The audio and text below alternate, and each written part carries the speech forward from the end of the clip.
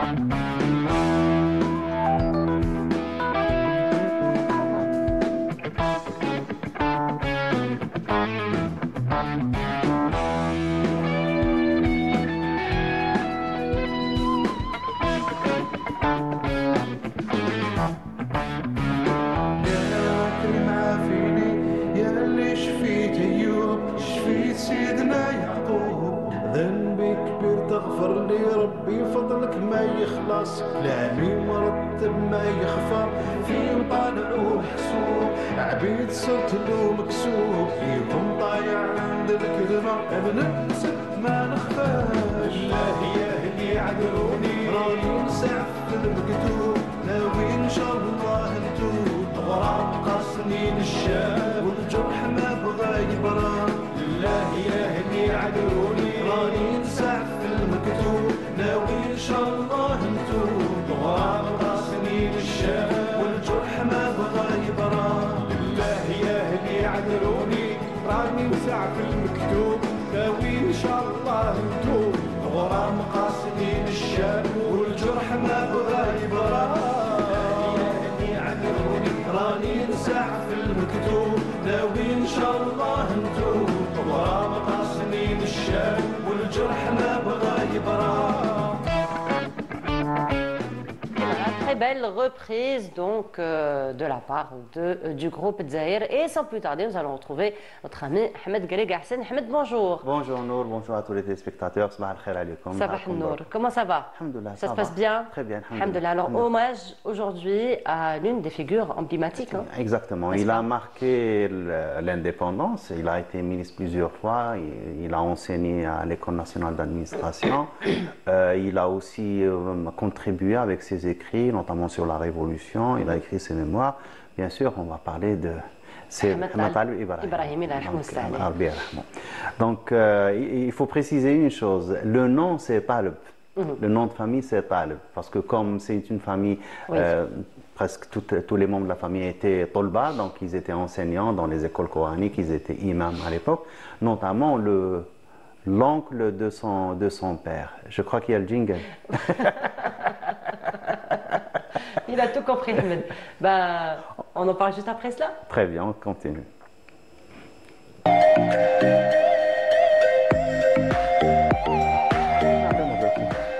Donc on disait que Talib c'était effectivement exactement, c'est le nom de famille, donc qui représente une profession en soi qui a été héritée finalement de génération à une autre. Chez nous, Talib c'est celui qui termine l'apprentissage du Coran, qui commence à enseigner le Coran, même s'il n'enseigne pas, du moment que dans les anciens documents, donc dans les archives, on trouve Tali li kitabillah, donc celui qui connaît le Coran par cœur, mais dans le dialecte algérien, dans le dialecte commun, donc on parle de Talib, donc notamment, je disais, l'oncle à son père, Cheikh al-Mekki al-Ibrahimi. Voilà, on le voit. Voilà, là, on le voit quand il est... Qu'est-ce que tu disais? Je disais qu'il était une personnalité très imposante, avec beaucoup de charisme. Et je disais effectivement, il était bel homme. Là, exactement. Voilà. C'est une génération qui avait beaucoup d'élégance. J'ai dit la même chose de Chama hein, la semaine dernière, n'est-ce pas? Exactement. Donc, ce qui est bien, c'est que quand on lit ses mémoires, quand on essaie de suivre un peu sa carrière, on voit que c'est un gars qui n'a pas raté les rendez-vous de l'histoire. Il a été de tout temps présent. Donc, il a pu faire avec quelque chose de terrible, c'est de vivre, d'être le fils d'une personnalité. Oui. Et Cheikh el-Bachir Ibrahimi n'était pas des moindres. Donc, c'était pas le président de l'association des Oulama ici en Algérie, tout simplement. Donc, il était connu du Pakistan au Sénégal, donc il était connu dans tout le monde musulman. Il avait aussi beaucoup de très forte personnalité, il avait beaucoup de caractère. Donc, et s'affirmer devant ce type de paternel, c'est vraiment, c'est pas facile. C'est une grosse responsabilité parce qu'il fallait aussi honorer le nom, assumer, effectivement. Assumer. Par contre, dans ses mémoires, il parle beaucoup de sa maman. Donc, et c'est elle, il disait à chaque fois, c'est elle qui le remettait, qui le recadrait un peu, parce que comme le papa était souvent ou bien sous surveillance, dans, comment on appelle ça, résidence surveillée, ou bien il était exilé, ou bien il était parti. Là, on voit l'association des ulama, lui, apparemment, c'est lui. C'est ou bien lui ou bien son frère. Le petit garçon costumé. Exactement. Donc, et c'est ça ce qui était bien avec Cheikh el-Bachir Ibrahimi, c'est qu'il ramenait avec lui ses enfants. Donc, il les présentait, donc ils étaient là, ils écoutaient, il leur demandait surtout d'écouter quand ils étaient petits, il leur enseignait. C'est une façon, c'est un type d'ancrage, finalement, de les initier petit à petit. Exactement. parce qu'il y a certains ulama, donc il y a certaines personnalités qui font le distinguo entre leur vie donc, à l'extérieur et à l'intérieur de la maison. Du coup, leurs enfants ne les connaissent pas. Donc, lui, par contre, il a eu aussi, il le dit dans ses mémoires, c'est qu'à un certain moment, son père a ramené une machinerie à écrire, donc en langue arabe. Il est devenu le secrétaire de son père. Donc, il a tapé toute sa correspondance, il a écrit les articles de son père pendant des années. Donc, c'est là où il a le plus appris à connaître son père.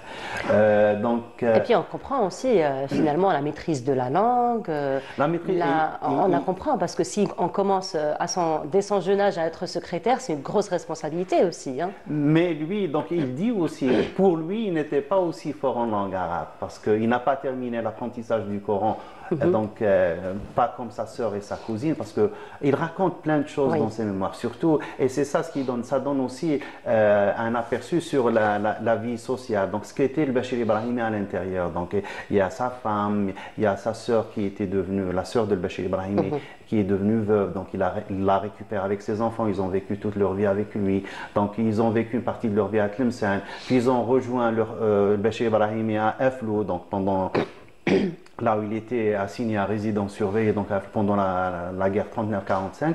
Donc c'est là, donc toutes ces phases on les suit. Donc moi j'ai beaucoup aimé la lecture de ses mémoires parce que on comprend. Non, l'autre. Mudhakkira al-Jazairi. Exactement. C'est sur deux tomes finalement? 4 tomes. Ah, 4 tomes. Les 4 tomes parce que il a divisé sa vie en 4 phases. Et ce qui nous intéresse aujourd'hui, c'est la phase révolution, parce que on est le lendemain du 17 octobre, donc à la veille du 1er novembre, et on ne peut pas relater toute la vie parce qu'il y a beaucoup de choses. Alors là, sur la couverture, si tu permets, Ahmed, il y a mes yeux qui tombent sur la première phrase très percutante. Donc,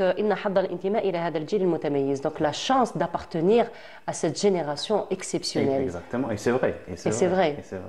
C'est ce qu'on disait tout à l'heure, finalement, dans les coulisses, c'est une génération exceptionnelle, exactement, effectivement. Ils étaient au rendez-vous parce que je ne sais pas par quel miracle ils ont été formés pour être au rendez-vous. Donc, au moment où il fallait.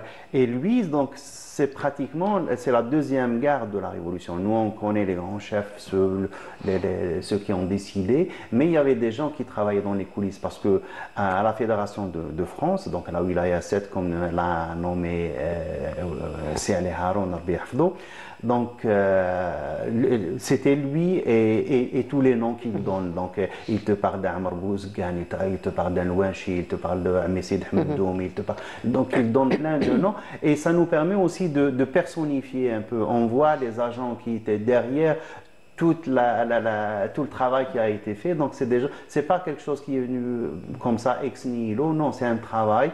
Lui, il était responsable de la liaison entre Alger, Tunis, Le Caire, donc il faisait le va-et-vient de temps en temps, donc il devait prendre de faux passeports, donc il a fait de la clandestinité pendant 1 an, et puis la prison, il en a fait pendant 4 ans, donc de 57 à 61. Et il nous a légué d'ailleurs un livre autour de ça, lettres de prison. Exactement. Et dans les lettres de prison, donc c'est des lettres qu'il envoyait à ses amis, donc et on voit toute la reconnaissance. Au début, c'est un peu parce qu'après une année de clandestinité, donc il y avait beaucoup d'actions, il y avait beaucoup d'activités, il y avait beaucoup de précautions à prendre, donc c'était trop chargé. Puis tout de suite, la prison, c'est le calme plat, donc il n'y avait plus rien à faire, donc on doit se ressaisir un peu, essayer que l'adrénaline tombe un peu, et puis réorganiser sa vie autour de cet isolement, parce que lui, il a pris un peu... donc il l'a pris avec beaucoup de philosophie, et il est revenu à l'amour de sa vie, qui est le livre. Donc on va voir peut-être l'une des photos, on va voir sa bibliothèque. Donc c'est vraiment l'intellectuel de première, parce qu'il en raffolait des... Et il donne les titres. Il donne les titres de ce qu'il lisait, ce qu'il recevait. Donc même dans les lettres, il remercie les gens qui lui ont envoyé des articles, des magazines, des livres. Et voilà, donc ça c'est un aperçu. Je me permets encore une fois de remercier tous les gens qui nous facilitent ce type de photos. C'est des gens qui sont partis le voir, qui l'ont visité, qui ont eu la chance de le voir chez lui, donc, et qui ont mis cette photo dans les réseaux sociaux. Donc ça nous permet aussi de voir donc, la dimension de Et ça, l'homme. j'imagine, c'est une partie de la bibliothèque. C'est un angle. Ouais, c'est un angle, ouais, c'est même pas une partie, mais un angle, C'est un angle, effectivement. parce qu'il a aussi, donc, au début des années 2000, il a offert une grande partie de sa bibliothèque à la Bibliothèque nationale. Oui. Donc il y a un fonds, Mohamed Talib Ibrahimi, donc un étage, donc c'est tout un espace qui lui est réservé. Et je ne sais pas combien, peut-être des milliers de livres qu'il a offerts. Donc, et voilà, et ce qui reste aussi. Donc, et il parle aussi de ça, donc sa vie de lecteur. Il en a profité pendant les 4 ans, il l'a lu. Oui. Il voulait même, parce qu'il y était déjà médecin, et il parle aussi des problèmes d'étudier en Algérie à l'époque, parce que quand on est une dizaine d'étudiants d'origine algérienne au milieu de 5000 ou 6000 étudiants d'origine européenne, donc il y a le racisme, il y a beaucoup de problèmes à l'université, la discrimination, donc ils doivent refaire, parce que même quand il voulait faire le lycée, aucun lycée public ne l'a accepté ici à Alger, donc il a dû le faire dans un lycée privé. Donc, et puis il est en 54 quand son ami Hadji de Djidjel lui demande, il l'appelle, lui dit on va terminer nos études en France, à Paris, mais mon père ne me laissera que si tu viens. Ouais. La condition sine qua non. Exactement, si tu venais avec moi. Donc là, lui, il a dû convaincre sa maman, puis le père, etc. Donc il est parti et là, il dit que c'était autre chose. Après, j'imagine qu'il n'avait pas besoin de beaucoup d'efforts pour les convaincre parce que c'était déjà des parents intellectuels. Non, c'est au contraire. Quand même. Donc sa maman ne voulait quand même. pas. Non, d'accord. Ils sont un jeune qui part en France, comme disait Taha Hussein, Balad al-Jinni wal Malaika. Ah, c'était pas Balad al-Jinni wal Malaika. Ah, d'accord, ok. Mais donc, ils avaient peur pour leur enfant, quand même, même s'il avait peut-être que 24, 25 ans, mais ils ne voulaient pas, donc ils ont résisté, bon, mais il était déjà mûr. Et puis, bien sûr, et là, donc, il a participé à la création de l'Union des étudiants musulmans algériens, l'Union générale des musulmans, l'UGMA. Et puis, donc, il en a été le premier président. De là, donc, il a rallié le FLN, donc la représentation du FLN en France. Il devait organiser, donc il était en contact avec Ben Hamdan, il était en contact avec Ben Bella, donc avec le Caire Alger. Des fois, c'était un équilibrisme qui n'était pas très facile, mais quand même. Donc, et puis, ils ont été pris. Et ils ont été aussi emprisonnés à la même prison que les 5 historiques qui étaient en prison. D'accord. Donc, et là, ils nous donnent, donc dans les mémoires, on voit aussi ce qui se passait à l'intérieur. Ça, c'est un aperçu très, donc c'est un œil averti qui raconte ce qui se passait.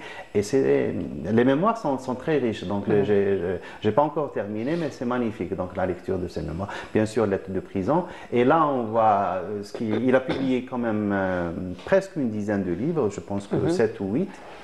Ça, c'est les notes diplomatiques que je n'ai pas eu entre les mains, donc je ne sais pas ce qu'il y a, mais je pense que c'est la démarche diplomatique algérienne à l'époque, donc avec Chadli Ben Jdid, donc à l'époque, l'Algérie avait une très grande crédibilité à l'échelle internationale, donc avec surtout l'intervention entre l'Iran, la guerre, donc les guerres, Iran-Irak, donc la prise d'otages à Téhéran, etc. Donc là, donc on a eu beaucoup d'influence. Il y a aussi, qu'est-ce qu'il a donc Mémoire d'un Algérien, on Mémoire en parlait. d'un Algérien, voilà ce qui a été traduit. Voilà, qui a été traduit. Non, lui, il disait que il s'assurait, il faisait exprès que le livre, donc chaque fois qu'il y a un tome qu'il sorte dans les 2 langues. Donc en arabe et en français. Sauf le premier, où il s'excuse parce que la version arabe est sortie 15 jours après. Lequel ? Le premier, le premier tome voilà. oui, parce que Mémoire d'un Algérien. Exactement, parce que c'était plus simple pour lui d'écrire, donc la traduction a pris un peu plus de temps, mais il n'y avait que 2 semaines de différence, donc il n'y a pas eu beaucoup de retard, donc quand même. Et il disait, il avait... donc à chaque fois, et ça revient. Donc ce qu'il désolait le plus, c'est un peu la déchirure que vivaient les jeunes comme lui, surtout les intellectuels, ceux qui faisaient que l'école française, et qui par la suite, ça nous rappelle un peu... Katib Yassine ? Non, pas Mohamed Dib. non, non. D'accord. Hamdi Khouja, donc Ok. tu te souviens, l'insurgé, Oui, oui. le Oulj, etc. Donc c'est le problème des intellectuels. Et là, il donne des noms. Donc il dit que les intellectuels du tiers-monde, donc il y avait 3 catégories. Les intransigeants, donc ceux qui rejettent l'Occident et tout ce qui vient avec. Les occidentalistes, donc ceux qui sont subjugués par l'Occident et qui veulent faire partie, donc en abandonnant tout ce qu'ils ont comme identité. Et puis les accueillants.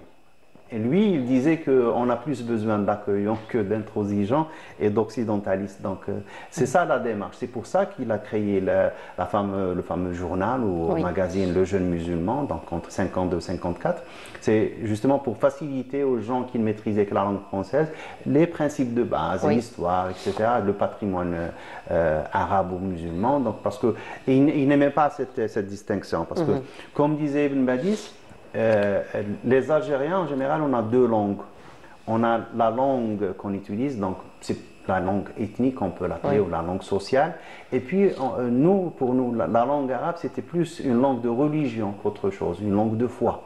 On peut l'appeler comme ça. Donc, c'est pour ça que... Et ça marchait, donc, jusqu'au moment où, bien sûr, les labos étrangers ont essayé de triturer dans ces aspects pour mettre un aspect en opposition à l'autre et pour imposer leur vision, tout simplement.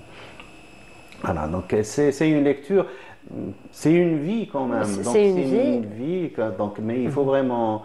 C'est une vie et c'est-à-dire, j'ai envie de dire, on ponctue la présence d'esprit d'avoir tout écrit, de nous avoir tout légué, surtout.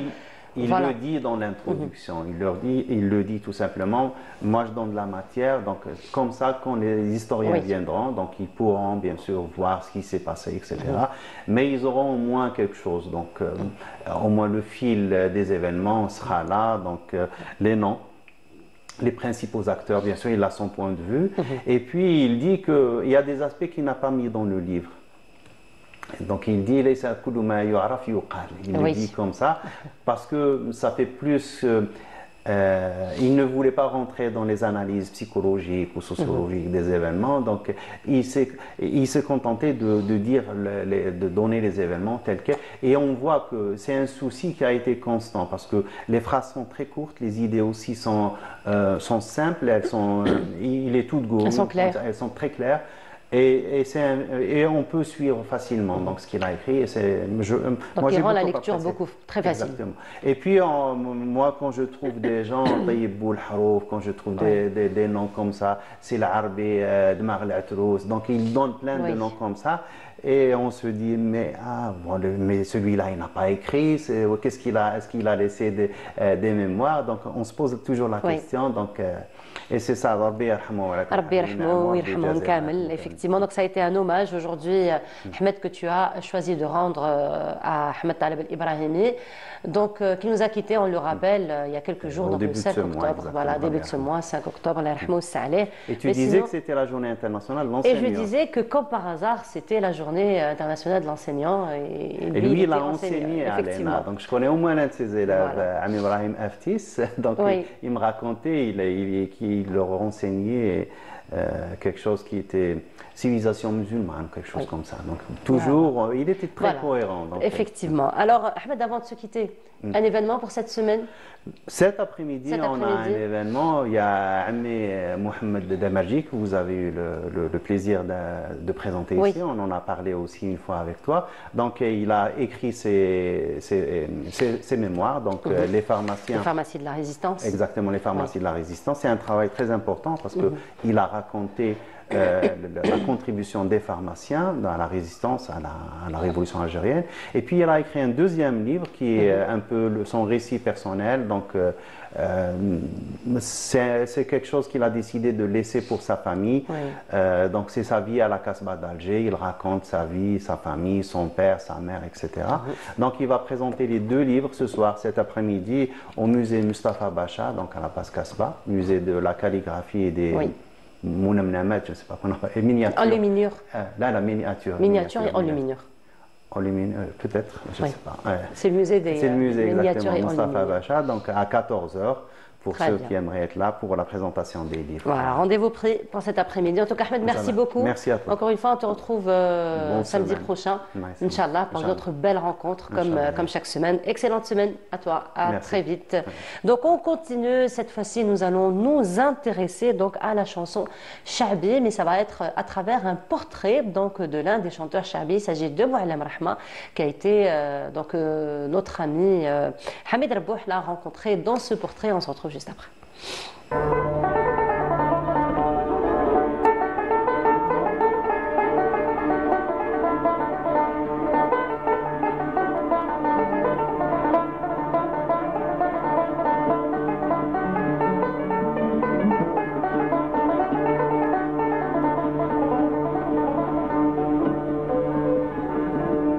هاد السلطان كان عشقو في الفوجة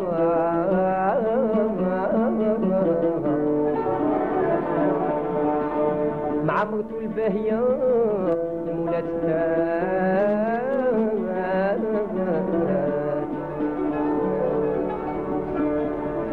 قال لي هيا العشيقة ضاعت اجي ما نقتلكش نقطع يدك باش تهدى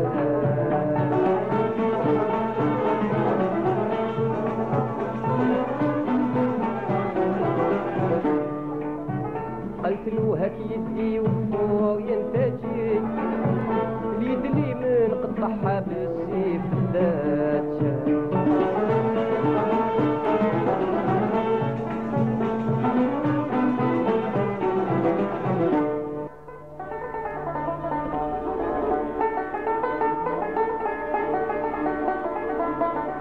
Connu pour son succès populaire dans l'animation des célébrations familiales et pour ses enregistrements, Boualem Rahma a séduit le public par la justesse de son interprétation et sa voix.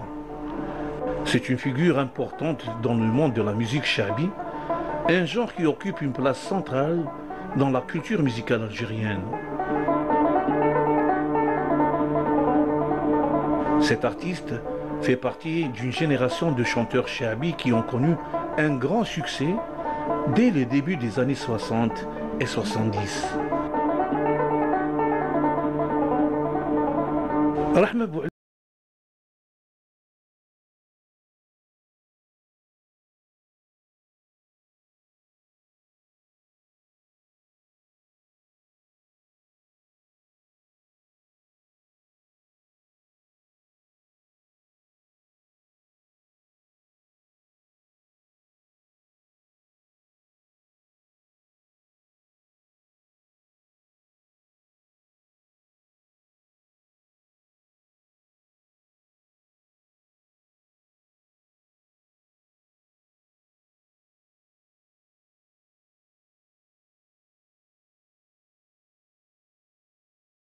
pour ses grandes valeurs humaines, Boualem Rahma était resté dans la tradition des chouyours du Shabi les plus célèbres, qu'il admirait, dont il s'était inspiré, sans jamais chercher à les imiter. Cheikh Al-Anqa, dont il a retenu la récitation de mémoire et la rigueur dans l'interprétation, Cheikh Abdelkrim Dali, qui avec son organe vocal généreux excellait dans ses istighbars aux accents déchirants, et Cheikh Hassisen, avec sa verve, sa gaieté et sa bonhomie.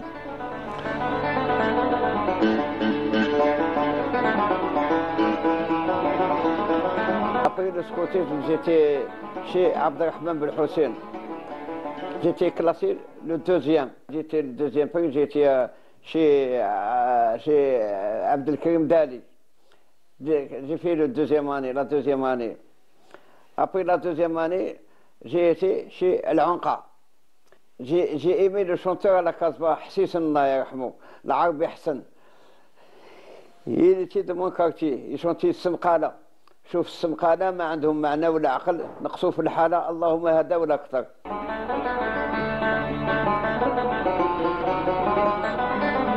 Boualem Rahma a longtemps travaillé avec d'autres maîtres du Shabi, notamment Gerwabi, Boujma Al-Anqis, Aziz Raïs, Bourdi, Tamaj et Chahou Abdelkader. Rahma Boualem n'a jamais fermé sa porte aux jeunes. Il a toujours aidé de nombreux jeunes talents. الربح والخسارة من الوالدين، الكسب والشطارة من التيقين، اللي يسلم في دارو غيب ما طلع نهارو، اللي يسلم في دارو غيب ما طلع نهارو، قلبه ماهوش حنين، قلبه ماهوش حنين، يموت بالغدارة، يموت بالغدارة، يموت بالغدارة، يموت بالغدارة، عاصي الوالدين الربح والخسارة للوالدين.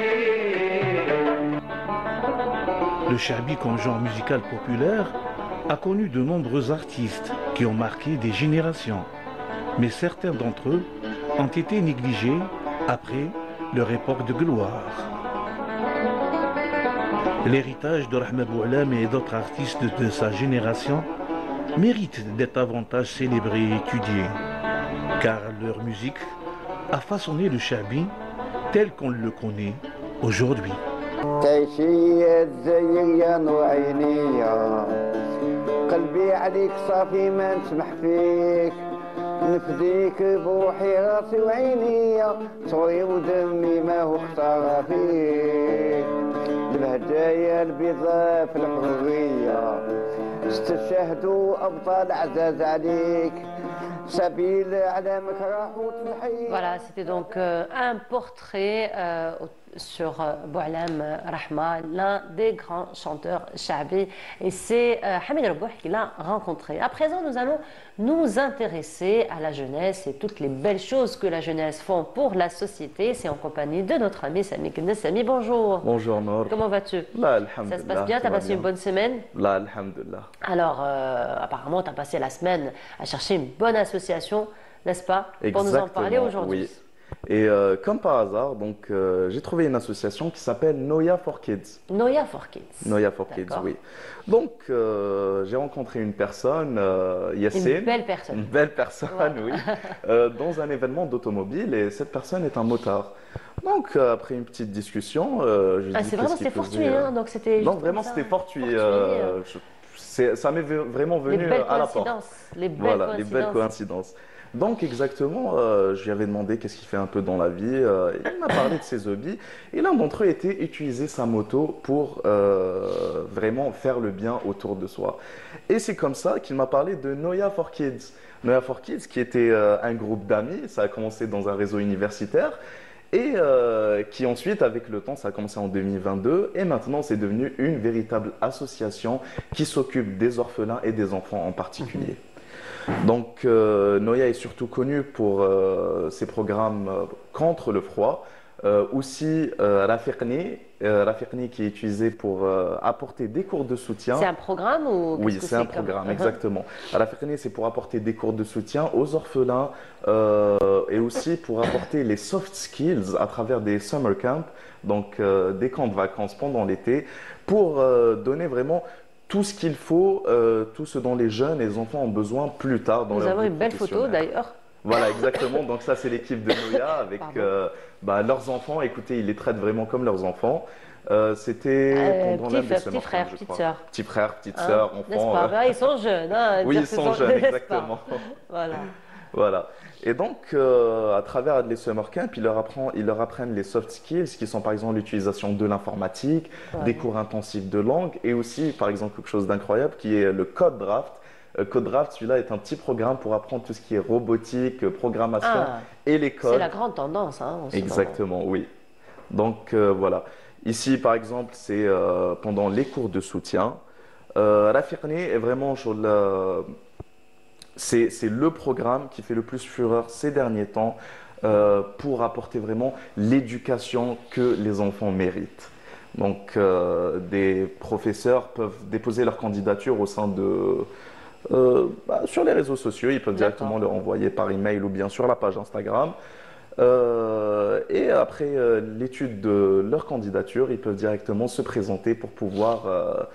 participer au programme. Voilà, mais ça reste du bénévolat. Ça reste du bénévolat, bien sûr. On est toujours dans le monde de l'association. Exactement. Oui. Voilà, alors pour ce qui est des enfants, donc ils s'inscrivent comment? Tu as une idée?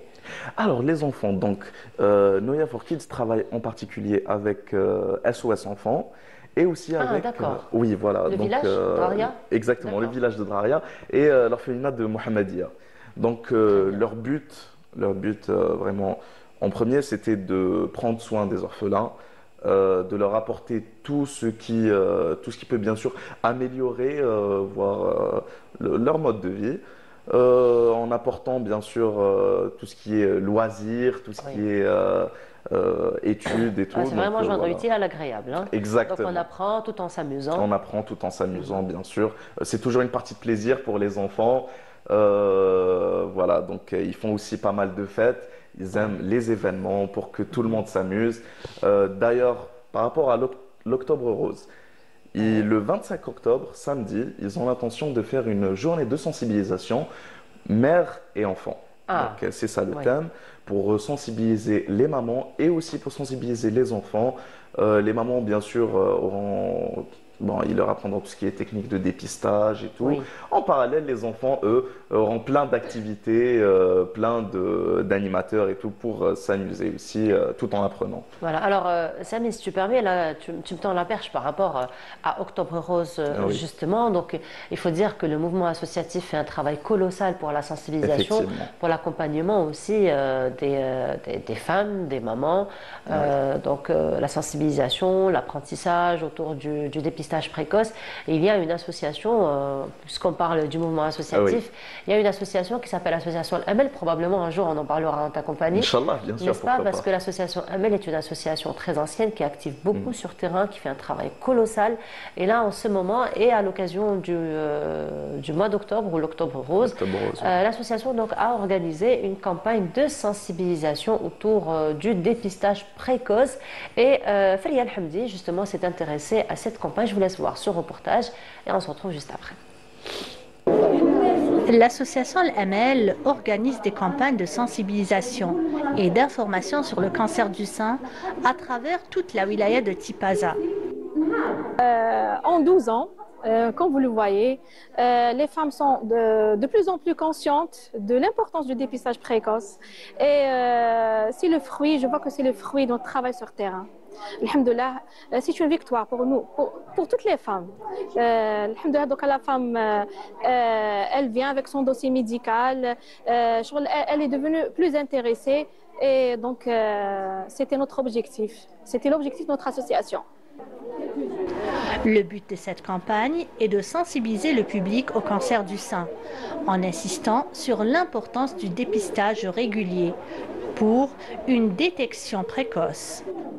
Notre rôle, c'est sensibiliser le maximum de femmes. Et on est très contente parce que je pense que le message est passé. C'est-à-dire les premières années de cette association étaient juste pour sensibiliser. On est arrivé jusqu'aux montagnes, des endroits très loin, les endroits de la périphérie. On a fait du porte-à-porte. C'était difficile. Il y avait des familles qui nous ont très bien accueillis. Mais par contre, il y avait des familles réticentes. Il y a des maris, bien sûr, qui refusent de communiquer avec leurs femmes, des gens qui refusent d'entendre l'appellation de cette maladie. Mais on a pu franchir ce cap. Dans les zones enclavées, je ne peux pas vous donner le nom, mais il y avait des femmes qui étaient là. Elles ne savaient pas qu'elle avait le cancer. Elles ne savaient même pas qu'elle avait quelque chose au niveau de son sein. Mais les sorties, les dépistages et les consultations, qui ont poussé ces femmes, on les a poussées à faire leur mammographie. On les a aidées. D'ailleurs, l'association, elle les aide à tout moment. Elle est là. Donc, on a découvert certains cas qui ont été vraiment pris en charge par l'association. Une bonne prise en charge. Saleha a reçu son diagnostic en 2023 et raconte son histoire, car tout au long de son parcours avec la maladie, elle a profité du temps passé avec ses proches et a appris à se concentrer sur les choses de la vie qui lui procurent du bonheur au quotidien. La mammographie plus l'écho. فما اكتشفوا الكتلة هذيك لو سان غوش بعدها عطاتني لا بيوبسي كي طولت شهر هكذاك بانت لي بوزيتيف بعدها بديت عاونتني بزاف الجمعية باش داروا اتصال مع الجراح. وسيله العمليه ما بطيتش بزاف، ومن بعد رحت للشيميوثيرابي. نحيت كاع لي سكري، نحيت كاع العجائن، نحيت كاع لي جو، لا فياند روج، لا فياند ميم البولي. ناكل غير لي ساردين، الحوت والحاجه الخضراء، لي فروي لي ليغوم. ما لازمش نخافوا من المرض، لازم هو يخافنا. La prévention et le dépistage précoce sont les outils les plus efficaces pour lutter contre le cancer du sein, qui est très souvent guérissable lorsqu'il est détecté à un stade précoce. C'était donc un reportage de Feria Hamdi, elle qui est revenue sur cette campagne de sensibilisation organisée par l'association El Amel. Vraiment chapeau bas à la dame, n'est-ce pas, Samy, qui a témoigné dans le reportage. Alors c'est très très percutant, on ne devrait pas avoir peur de la maladie comme elle a si bien dit, mais c'est la maladie qui devrait avoir peur de nous. Donc ce n'est pas que durant le mois d'octobre qu'on doit se faire dépister, mais tout au long de l'année, effectivement. Alors Samy, je reviens à toi. Donc on disait que l'association Noya, c'est ça, Noya for Kids. Donc aussi, elle joint toutes les associations ou le mouvement associatif, la société civile, encore une fois, pour la sensibilisation au dépistage précoce du cancer du sein. Ah oui. N'est-ce pas? Exactement, oui. Et donc, Noya n'arrête pas de faire des appels pour pouvoir collaborer avec d'autres associations, c'est vraiment leur truc. Parce que c'est important, l'union fait la force. Oui, le travail de collaboration est très important. Le travail de collaboration est très important, c'est sûr. Et donc, je peux par exemple vous donner quelques chiffres comme ça pour voir à peu près qu'est-ce qu'ils font. Pour le Kiswa, j'aime bien le Kiswa. Alors, on rappelle que le Kiswa, c'est les vêtements. Hein. Oui, le Kiswa, c'est très dialectal, probablement, même dans certaines régions d'Algérie, peut-être qu'on ne va pas comprendre. Exactement, oui. Et donc, tout le monde a ce souvenir vraiment de la veille de l'Aïd, dormir avec ses vêtements et fait littéralement. Bien sûr, et bien comment sûr. Tu fais toujours? Non, c'est bon. Ou peut-être pas. Hein. Peut-être pas, hein, voilà. Voilà, donc vraiment, littéralement impatient de les mettre le lendemain. Et ce sentiment, cette joie, tout le monde la mérite. Donc, Noya for Kids travaille pour ça. Pour que soit l'Aïd en 2025, ils ont jusqu'à maintenant amassé 63 enfants, dont 40 à Indfla. Donc 40 à Indfla, voilà. Et pour l'OFA, c'est 85 koufins, dont 45 koufins à Indfla, 40 sur Alger et ses environs, comme par exemple Boumredas. Et aussi, ils ont un programme qui s'appelle Back to School. C'est un cartable rempli de toutes les affaires qu'il faut pour l'année scolaire. Donc, ils ont amassé 95 cartables, dont 50 aussi pour la wilaya de Indfla. Donc, vraiment, Noya for Kids est une association qui fait de son mieux pour les familles et aussi pour les orphelins en Algérie. Donner le sourire surtout aux enfants. Bien sûr, donner le sourire. C'est vrai qu'il y a des instants comme ça très importants dans la vie d'un enfant, l'Aïd, la rentrée scolaire. C'est sûr. Nous sommes tous sur notre 31. Exactement, pour que tout le monde, pour qu'on soit tous égaux, exactement. Personne ne se sente, disons, moins privilégié que l'autre. Noya travaille sur ça. Voilà, et donc derrière chaque geste, elle prouve que la jeunesse algérienne n'est pas seulement bonne à faire les beaux discours, mais aussi à faire de belles actions. Oui. Voilà. Effectivement, et on le voit d'ailleurs à travers l'association. Donc l'association active juste au niveau de Ain Defla ou elle active dans d'autres régions? Elle active spécifiquement sur Alger. Oui. Et elle travaille aussi à Ain Defla et un peu les environs d'Alger, comme par exemple Boumredas. Il pense aussi à exporter cette association sur d'autres wilayas. C'est dans les projets de cette année.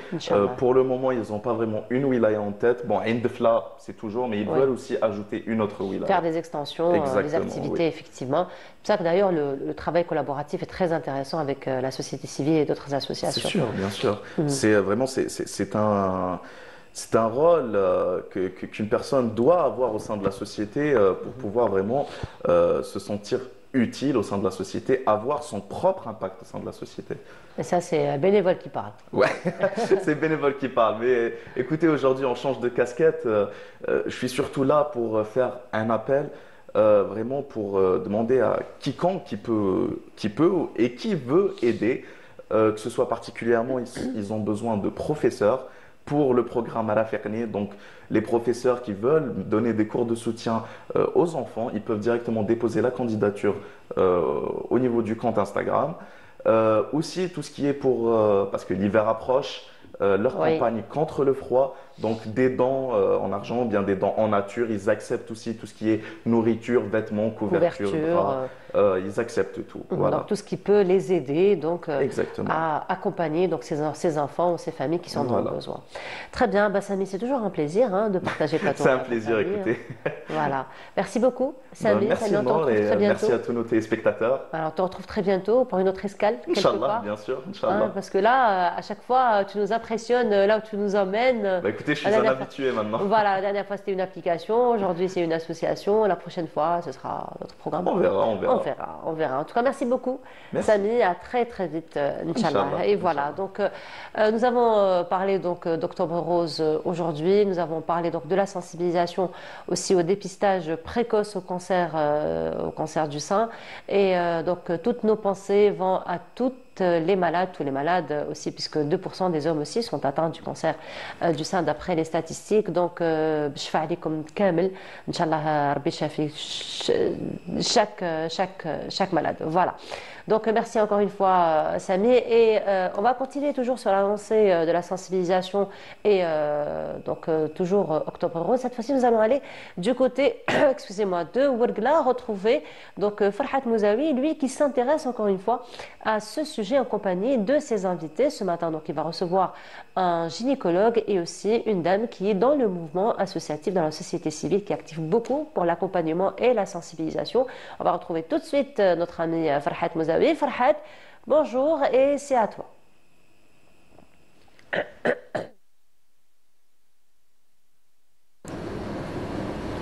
Bonjour Alger, bonjour à vous chers téléspectateurs depuis la station régionale de Ouargla. Aujourd'hui nous allons parler d'un sujet très important qui est le dépistage précoce du cancer du sein. Le dépistage c'est avant tout de la prévention et surtout de l'espoir. Détecter tout c'est guérir et souvent permet de sauver des vies. Aujourd'hui, nous avons le plaisir d'accueillir avec nous Dr Cherifi Ahmed, gynécologue, et Madame Zahra Ayad, psychologue clinique à l'hôpital de Ouargla. Ensemble, nous allons comprendre pourquoi le dépistage est si important de dépister tôt pour guérir. On commence avec une petite chanson de Ishi Hiyatek et on revient juste après.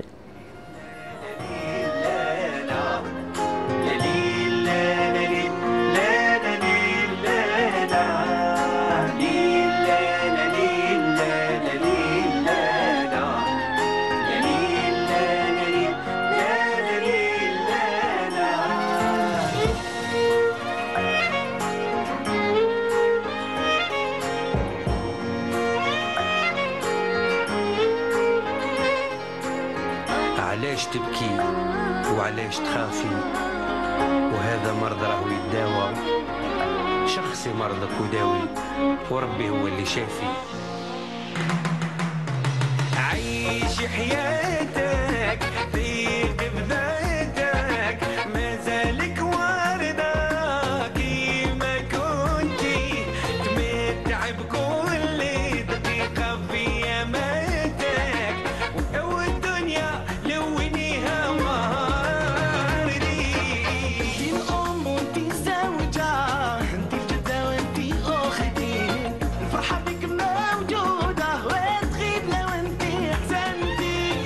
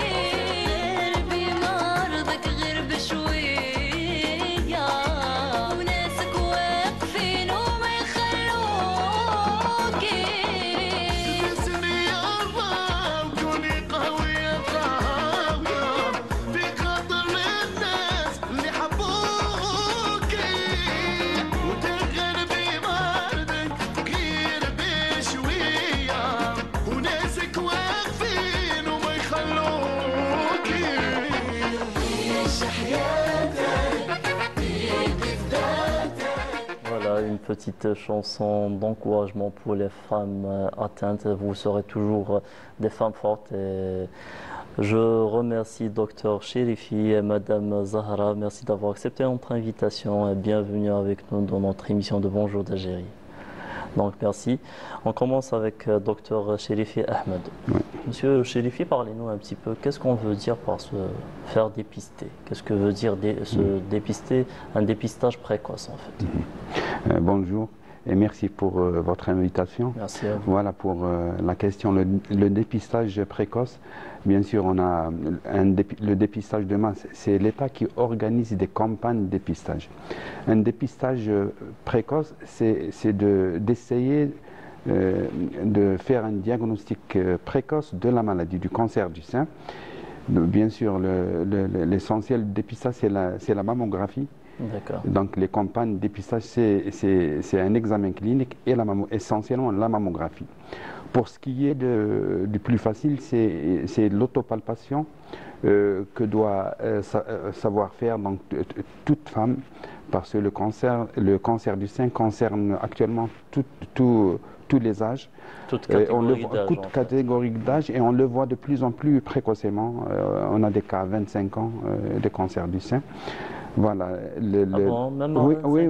On a eu des cas comme ça à 25 ans. Donc, une campagne, il y a le dépistage de masse que l'État organise. Donc, c'est des centres dans toutes les wilayas, dans toutes les régions de l'Algérie. L'État, donc, il y a des centres. Ici, oui, au sud, on a un centre à La Gouate. Donc, c'est d'envoyer les femmes avec une lettre pour faire une mammographie.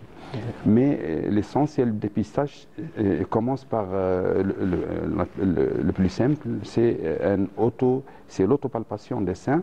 C'est que la femme, tous les 2-3 mois, donc torse nu, elle se voit donc devant un miroir, elle voit la taille des seins, la régularité, le volume, etc. Ensuite, il y a un petit peu on peut faire ça chez soi. Chez soi, tous les 2-3 mois, donc c'est très efficace. Et ensuite, par des mouvements donc, rotatoires, avec une main plate sur le sein, elle essaye de faire une palpation douce et pour voir s'il y a des petits nodules, des petites masses, donc quelque chose de dur, etc. Ensuite, elle examine les selles, les deux aisselles. Donc la main droite donc, examine le sein droit et l'aisselle gauche, et l'aisselle gauche, et la main gauche, le côté droit. Oui. Voilà. Déjà, l'autopalpation. Ensuite, on passe à la mammographie.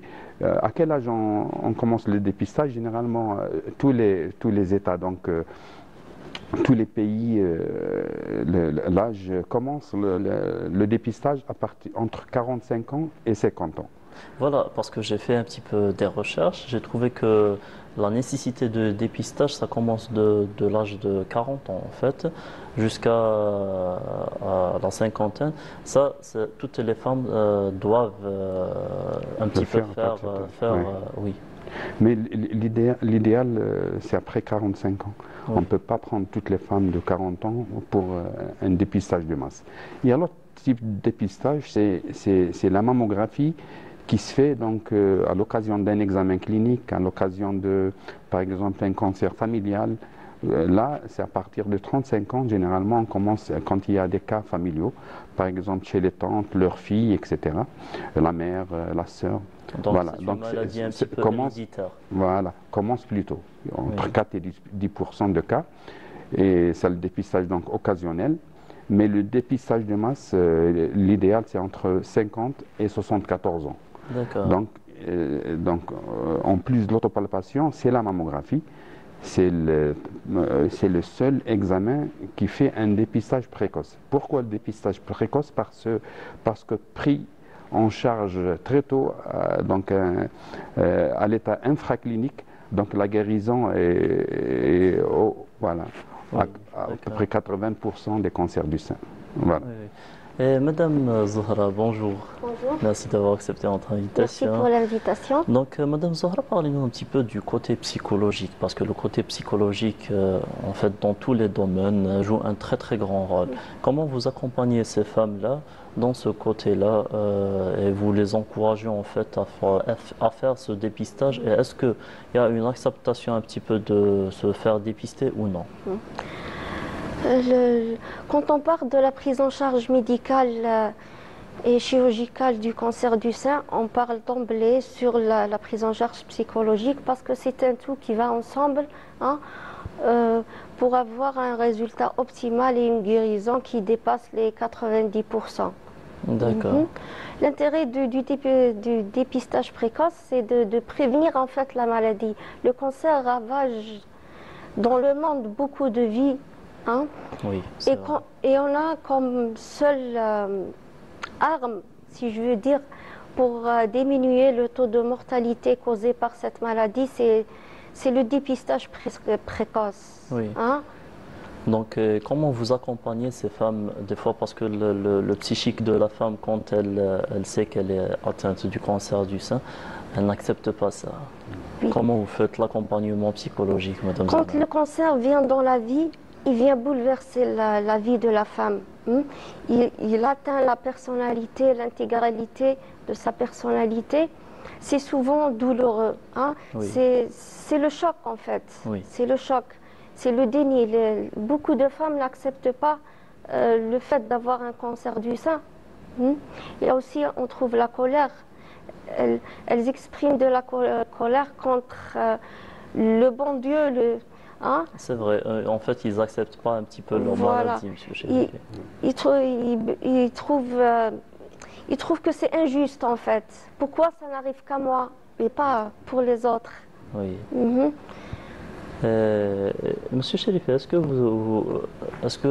qu'est-ce que vous en pensez de l'accompagnement psychologique de ces femmes-là? Oui, c'est très important parce que une femme atteinte de cancer donc doit la famille, en premier lieu la famille, surtout le mari et l'entourage doit donc l'encourager surtout à commencer le traitement, les examens, etc. et surtout à continuer donc à prendre son traitement régulièrement parce que plutôt le taux de guérison est très élevé. Oui. Donc, et pour en parler un peu plus du dépistage, j'ai oublié de dire que c'est entre 50 et 74 ans, tous les 2 ans. Et il faut qu'il y ait une double lecture, ça veut dire 2 radiologues qui font la lecture. Quand il y a un problème, donc une différence d'avis, donc ils font une 3e lecture. Et comme ça, on évite donc de passer devant des cas positifs. Oui. En plus, il faut que là, les directions de santé doivent participer au dépistage. Comment donc ils ont les listes de toutes les femmes qui dépassent qui entrent dans le cadre, dans les catégories de dépistage. On peut, par exemple, envoyer des lettres, des rendez-vous d'orientation chez des radiologues, même privés, comme ça a été le cas pour le Covid, oui. et donc faire récolter tous les résultats au niveau du service des directions de santé, ensuite orienter les malades vers les centres de prise en charge. D'accord. Voilà. Oui. Il y a aussi la responsabilité des femmes vis-à-vis d'elles-mêmes. Hein? Il faut qu'elles prennent conscience de la nécessité du dépistage pour sauver leur vie. Hein? Les femmes doivent, comment dire, prendre soin d'elles. Hein? Oui. Prendre soin de leur santé mentale et physique. Hein? C'est un peu de leur responsabilité aussi d'aller vers les centres de dépistage et de quitter ce silence, le tabou, hein, de rester en position de passivité et passer à l'action, prendre leur vie en main. Donc, est-ce que vous encouragez, comme vous êtes psychologue, donc clinicienne, est-ce que vous encouragez le dépistage de masse que font un petit peu les associations, que font aussi les hôpitaux? Oui, je suis pour parce que quand tout le monde est mobilisé sur cette campagne de sensibilisation, les femmes ou bien la population ou bien les femmes qui sont atteintes de cancer, elles se sentent entourées, elles ne sont pas toutes seules dans ce combat contre le cancer. Ensuite, le dépistage de masse a donné très bons résultats dans tous les pays. On a vu le taux de mortalité est resté à peu près le même, mais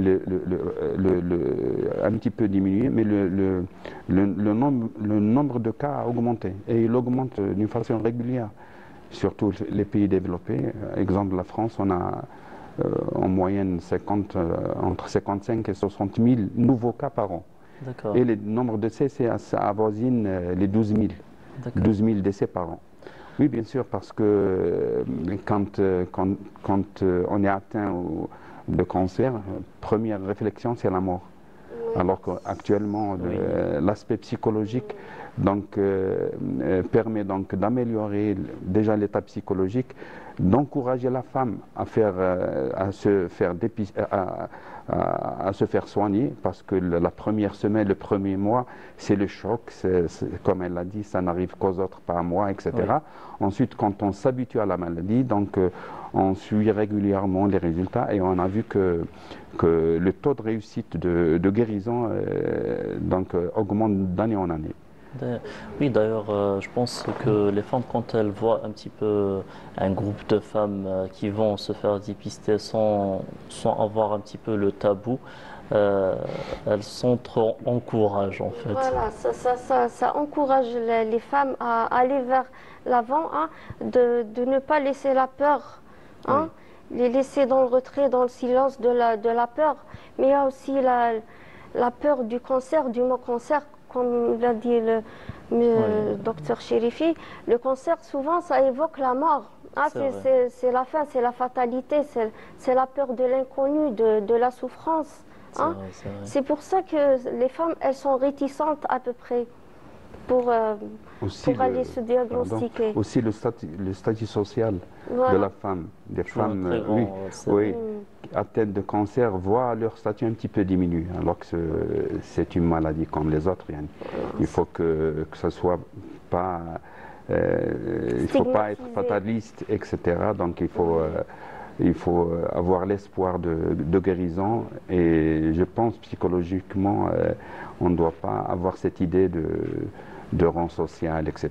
La maladie atteint tout le monde et il faut à tous les niveaux, il faut qu'il y ait une lutte contre cette maladie qui continue encore à tuer, etc. Et un dépistage précoce donne de très bons résultats, j'ai dit jusqu'à 80% dans les pays développés, toute catégorie, tout stade de cancer.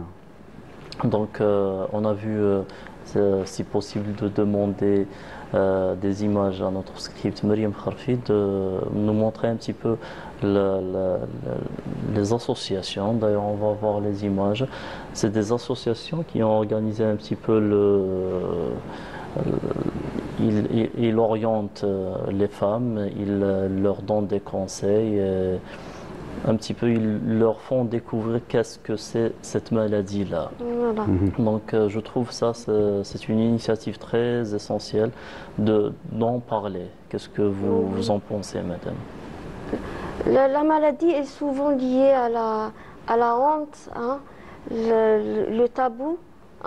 La femme est souvent résiliée au silence, mais le fait de partager, le fait de participer à ces organisations, le fait de parler de cancer, en fait, ça diminue la peur collective qu'on a sur le cancer.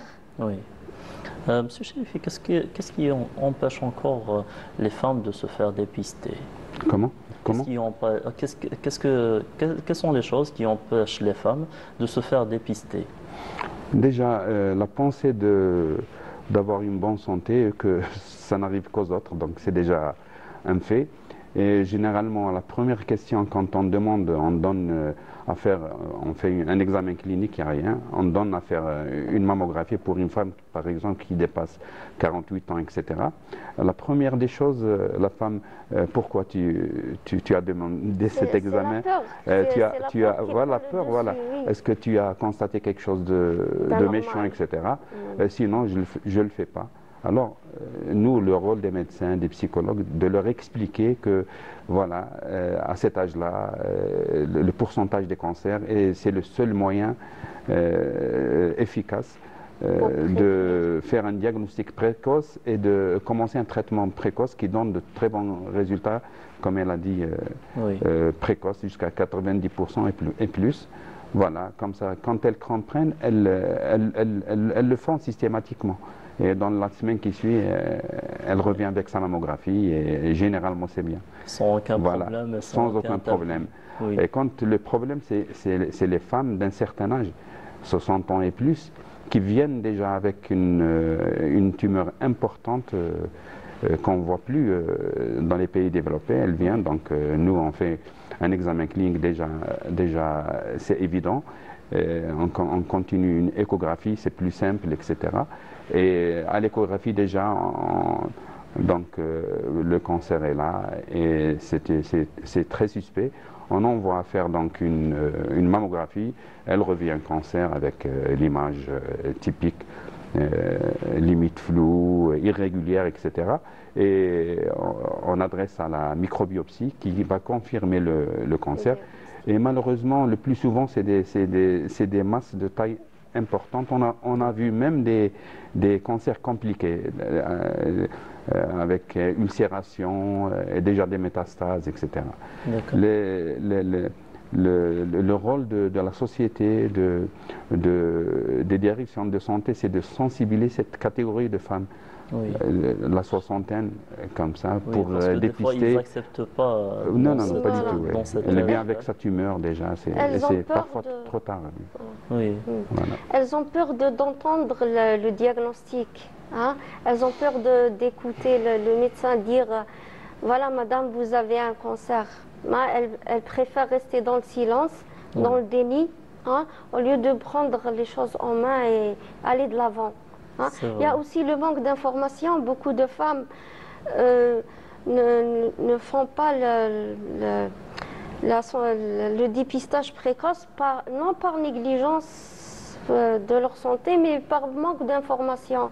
Il y a aussi, c'est pas tout le monde qui a accès à ces structures qui permettent de faire ces diagnostics et la prise en charge. Je pense que l'État a fait tout pour un petit peu améliorer la situation sanitaire en Algérie, surtout pour les cancers. C'est-à-dire que dans toutes les villes, les villages, etc., on a au moins un centre de santé. Dans un centre de santé, il y a toujours une sage-femme, une infirmière, etc. Donc la moindre des choses, c'est d'aller consulter la sage-femme. Elle fait donc une palpation, etc. Et les mammographes, dans tous les hôpitaux, il y a des mammographes. Donc elle peut envoyer. Donc c'est gratuit. Et ensuite, même les soins sont gratuits. Donc on est l'un des rares pays qui assure donc la prise en charge sanitaire de toute la population. Un traitement de cancer, c'est des centaines, c'est des dizaines, des centaines de millions. C'est gratuit en Algérie. On a plusieurs centres. À Ouargla, on a un centre de lutte contre le cancer qui prend en charge du dépistage jusqu'au traitement. Avec la chirurgie, la chimiothérapie, la radiothérapie, l'hormonothérapie, les traitements ciblés, etc.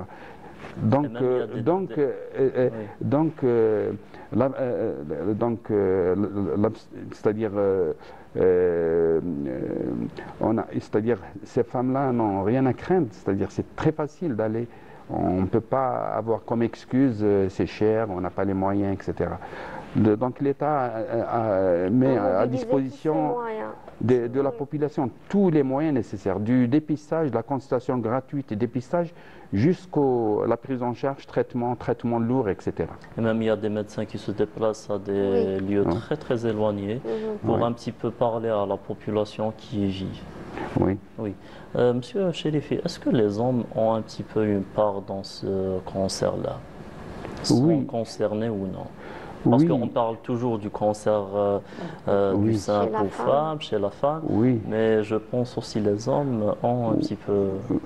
Oui, bien sûr. Le cancer du sein chez l'homme, ça existe. C'est rare, mais ça existe. Oui. C'est la même prise en charge que le cancer du sein chez la femme.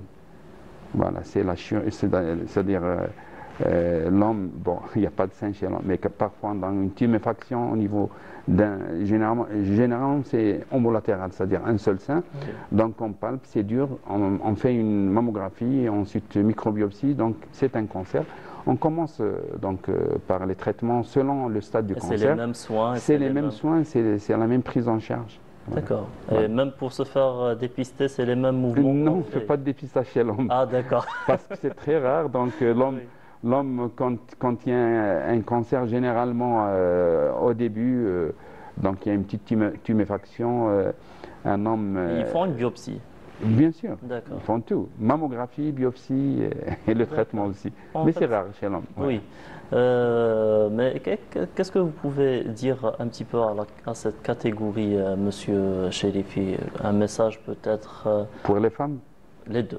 Les deux. Tant que les deux sont concernés. Oui, pour le cancer de l'homme, du sein de l'homme, c'est rare. Donc l'homme consulte de lui-même. Parce que je pense la femme, maintenant, elle accepte mieux. Oui, mais beaucoup mieux. Un homme, je pense qu'il va avoir beaucoup de problèmes à accepter. Moi, je suis ici depuis 34 ans. Donc au début, on les opérait et on les adressait à Alger, au centre CPMC. Mais c'est rare qu'une femme... généralement, c'est des vieilles, il y a plus de 60 ans. Donc une tumeur déjà avec métastase, etc. Donc elle vient, donc on les a opérés au début. Ensuite, ils vont pas faire leur chimiothérapie, radiothérapie, etc. Je suis vieille, etc. Mais maintenant, la femme d'elle-même consulte et parfois elle-même qui demande la mammographie, qui demande un examen des seins. Donc, elle se fait examiner et elle demande une mammographie. D'accord. Parce que, oui, la femme d'aujourd'hui, c'est pas comme la femme d'hier. C'est des universitaires, c'est des femmes qui ont ensuite... Il y a une meilleure culture, en fait, dans ce culture sanitaire, etc. Surtout depuis ces 10 dernières années. Donc, on s'intéresse chaque année au mois d'octobre, l'octobre rose. Donc on fait toutes les villes d'Algérie font donc des dépistages de masse. Voilà. Les sages-femmes, les médecins partent partout. On ouvre les centres tous les jours pour faire un dépistage des cancers. Chez la femme, surtout le col. On fait des frottis systématiques à toutes les femmes. J'encourage à les faire. C'est facile, juste avec du coton et spéculum, on fait sur l'âme et une palpation et une mammographie. On le demande. Maintenant, ce mois-ci, dans tous les centres de santé, les polycliniques à Ouargla et des autres villes de la wilaya font ce dépistage et les sages-femmes de public et privé font chaque semaine des consultations de dépistage dans tous ces centres. D'accord. Et concernant Madame Zohra, que pensez-vous de la nécessité un petit peu de l'accompagnement de la famille pour les personnes atteintes de ce cancer-là? La famille, c'est le pilier en fait. Hein. De se sentir aimé, protégé, entouré par sa famille aide à accepter mieux la maladie et elle motive en fait la femme pour faire les démarches du traitement, la chimiothérapie, la radiothérapie. Hein. Elles ont plus confiance en elles. Oui. Et on estime beaucoup de chances de guérison chez des femmes qui ont un soutien social et conjugal que d'autres. Donc c'est un petit peu le côté moral joue un très grand rôle pour guérir. Oui, bien sûr. Moi, j'incite surtout les maris à accompagner leurs femmes, à les encourager à commencer donc un dépistage et un traitement quand le cancer y est. Et tout le reste de la famille, les amis aussi. Voilà. Tout le monde est concerné en fait. C'est pas une honte d'avoir un cancer, je ne sais pas. Monsieur Chérifi, c'est quoi, on peut dire, la situation où les médecins orientent vers l'ablation du sein? Oui, actuellement, oui, la situation, c'est quand c'est un cancer avancé, une taille, par exemple, plus de 3 cm, etc. Mais maintenant, avec les nouvelles, le progrès donc, de traitement, oui. Il y a un progrès d'année en année. Donc, actuellement, on s'oriente plus à faire des tumorectomies, c'est-à-dire enlever juste la tumeur. Voilà. Et faire par exemple, il y a des techniques par le ganglion sentinelle, par isotope ou par bleu de méthylène qu'on injecte et qu'on attend un petit peu et on enlève, on fait une petite chirurgie pour l'ablation de certains ganglions colorés et on stadifie le cancer et selon le stade du cancer, quand il est in situ, par exemple, on fait juste une tumorectomie. Quand la taille est petite et il n'y a pas de métastase, il n'y a pas de ganglion atteint, c'est N0 et M0, on fait juste une tumorectomie. Quand il est avancé, donc, on fait une ablation totale du sein, une mammectomie, une mastectomie, mammectomie. Et maintenant, avec les techniques, avec les prothèses, on fait des reconstructions mammaires, surtout pour les femmes jeunes. Voilà. D'accord. Voilà. Mais est-ce que les femmes qui ont fait un petit peu, parce que je pense que les femmes qui ont fait une ablation du sein doivent être en un accompagnement psychologique spécial. Qu'est-ce que vous faites avec ces femmes-là, Madame Zohra? Le traitement de la chimiothérapie, déjà, il est lourd. Hein? Fatigant. Voilà, lourd et fatigant. La chirurgie est aussi parfois dure à vivre, à accepter. Oui. Hein? Quand on parle de la prise en charge psychologique, on parle aussi de l'accompagnement. On accompagne les femmes, hein, déjà. On offre aux femmes un espace de verbalisation, de parler de ses émotions, hein, de mettre des mots sur des mots. Ça aide à mieux comprendre ses émotions, à les gérer. Il y a aussi les techniques de relaxation, hein, les techniques comme la méditation, les techniques de respiration. Ça aide à diminuer le stress. Et même la douleur peut-être. Oui, ça aide à se détendre, à détendre les muscles. Oui.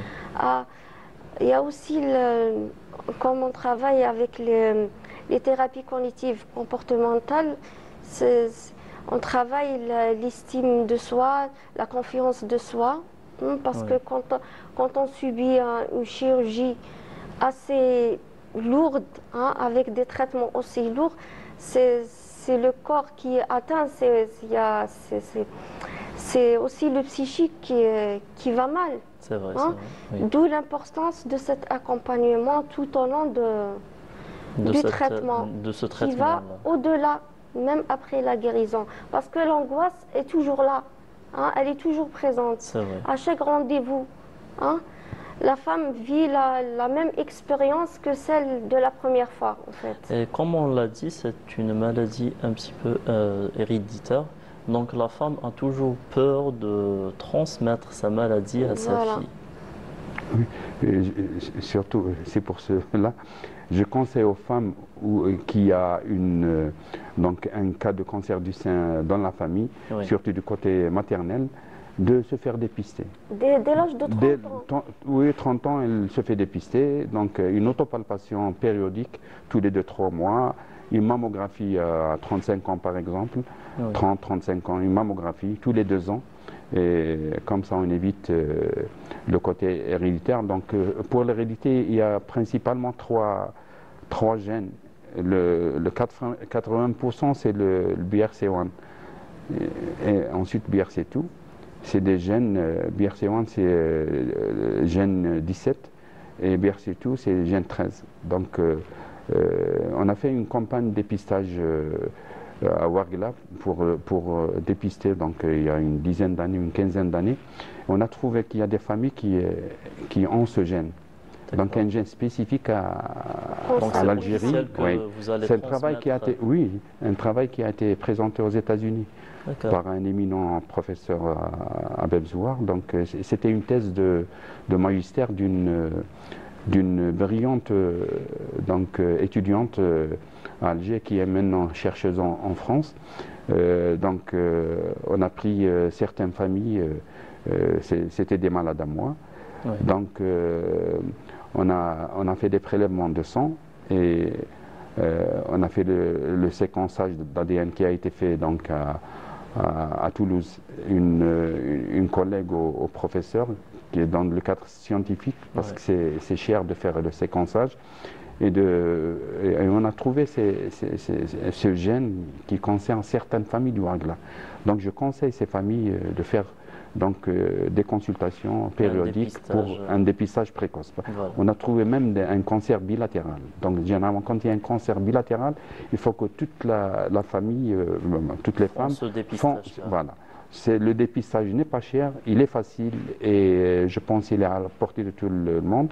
Et en cette occasion, je remercie beaucoup les médecins, tout le personnel du centre de lutte contre le cancer, le CAC, Ouargla, qui fait un travail formidable pour la prise en charge de toutes les femmes de la wilaya et des autres wilayas, parce qu'on a surtout un matériel qui est bien, qui est surtout sophistiqué. Voilà, sophistiqué. Et les rendez-vous ne tardent pas. Et j'invite toutes les femmes à faire un dépistage à partir d'un certain âge. Et comme je l'ai dit, c'est pas cher. Et dépister tôt, ça donne un taux très élevé de guérison. C'est vrai. Voilà. Madame Zohra, quel est le message que vous pouvez, un message d'encouragement, parce que c'est bientôt la fin de notre émission, un message d'encouragement à ces femmes-là atteintes ou les femmes qui hésitent encore de se faire dépister? Je voudrais dire aux toutes les femmes de l'Algérie et du monde entier, il faut ne pas avoir peur de se faire dépister, il faut aller de l'avant, il faut prendre les choses en main. On est là, on est conscient de notre bien-être physique et moral. Il ne faut pas laisser la peur nous laisser dans une situation de retrait, de déni, de peur et aller vers de l'avant. Voilà. Se faire dépister aujourd'hui, c'est une fleur pour demain. C'est guérir. Voilà. Dépister, c'est guérir.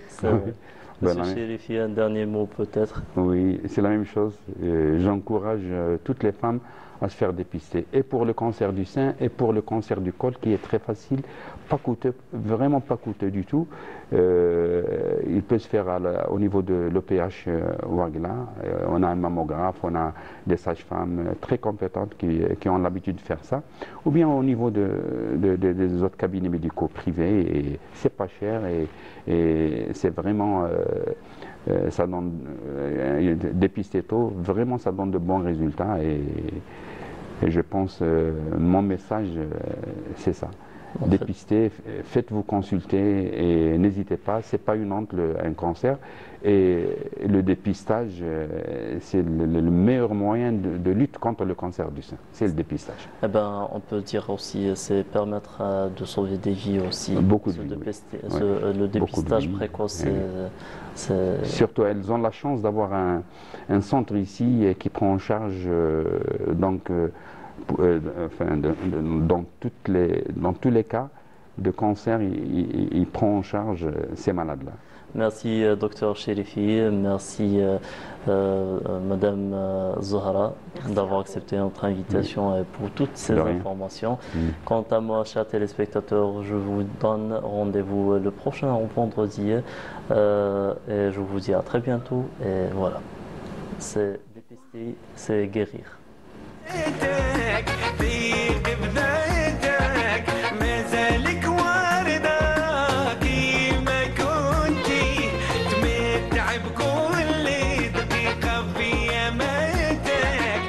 لو الدنيا لو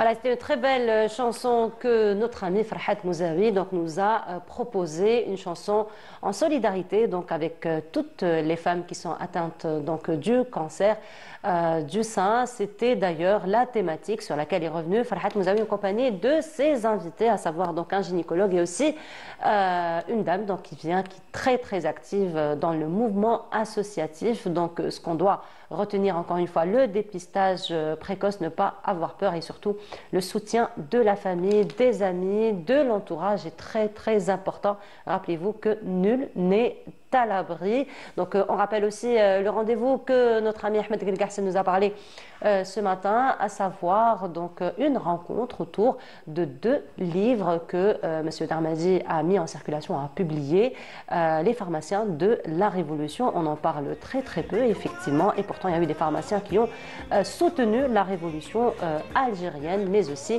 sa vie autour de la Casbah. Voilà, donc nous arrivons à la fin de notre émission. Merci beaucoup de nous avoir suivis. Vous retrouverez dès demain à partir de 8h notre ami Amel Al-Almi. Pour ma part, je vous retrouve vendredi prochain, Inch'Allah, en compagnie donc, de nos invités, mais aussi des amis de Bonjour d'Algérie. Excellente semaine à tous. Au revoir.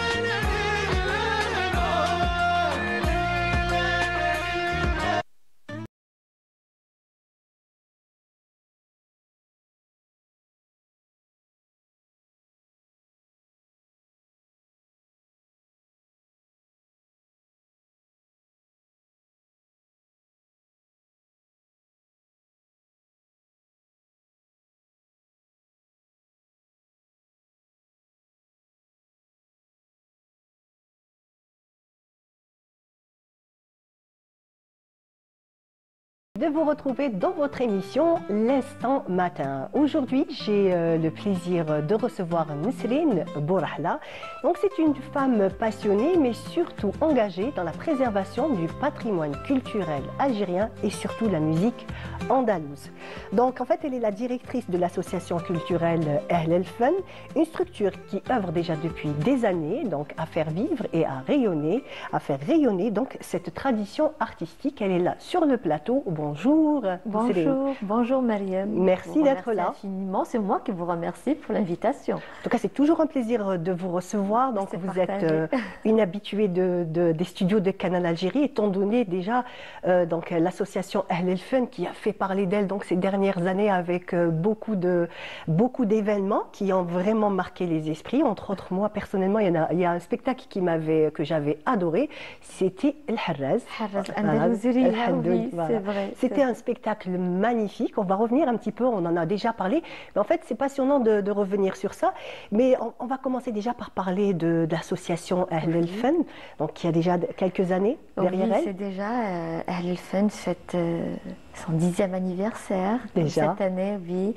Et voilà, après, quand on voit les expériences vécues pendant toutes ces années, on se dit, waouh, déjà, on dirait qu'on existe depuis peut-être trentaine, quarantaine d'années. Oui. Alhamdoulilah, c'est la rigueur, le travail, le sérieux.